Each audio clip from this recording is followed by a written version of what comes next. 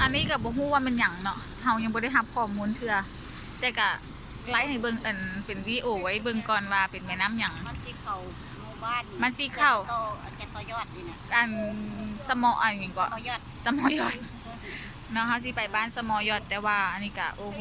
ความ นี่รถอันนี้เขาเอามาก่อนให้บอกกันว่าเขาสิพวกคนไทยอ่ะนะเขาเอาอันนี้เขามาจอดไว้นี่ร้านตอนเรามาเป็นระเบียบตอนที่ว่าพอสิมาพร้อมกับพวกเฮาล่ะเขาออกก่อนเฮาน่ะก็จอดนี่ล่ะเขาโมยอดเนาะ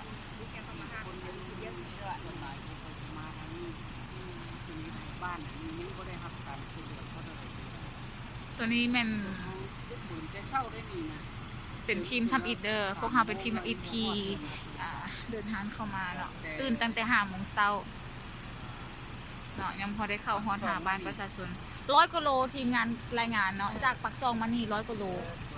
เกือบ100 โล100 กว่าโล100 กว่าตั้งแต่เช้าจนค่ำแล้วเนาะตั้งแต่เฮาตื่นตั้งแต่เช้ามา5 โมงเช้ามื้อนี้5 โมงเช้าฮอดเดี๋ยวนี้ตอนเดียวนี้มัน3 โมงละการสัญจร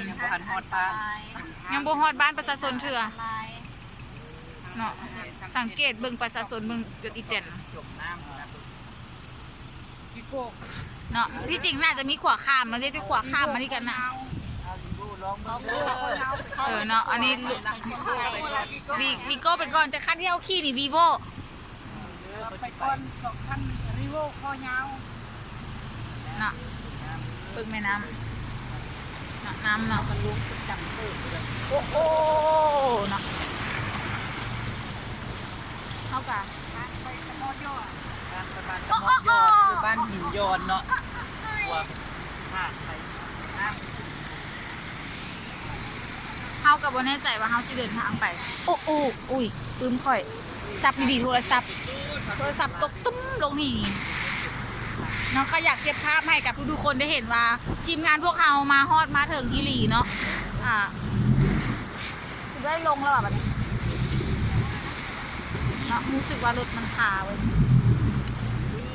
เอาดีๆเด้เอาดีๆเด้เนาะเราได้ติดเนาะพี่น้องเนาะตอนนี้กำลังถอยถอยหลังอยู่โอ้ยกำลังถอยเนี่ยโอ้เบิ่งทีมงานหาหัวสัตว์หัวคอนโอ้นะทีมงานหาหัวสัตว์หัวคอนขึ้นเอาแต่สภาพมาเด้อคนเอ้ยโอ้ย